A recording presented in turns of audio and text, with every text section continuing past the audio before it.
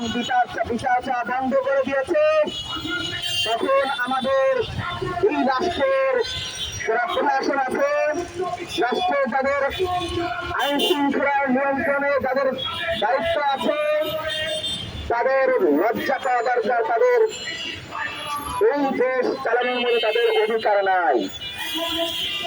আমরা এই সরকারের কাছে আবেদন করতে চাই, আপনারা পূর্বের ব্রিটিশ আইন পরিবর্তন করে নতুন আইন ইনক্লুড করে আপনারা অতি দ্রুতই এই ধর্ষকের শাস্তি মৃত্যুদণ্ড সর্বোচ্চ রেখে আপনারা যা জনসম্মুখে কার্যকর করুন।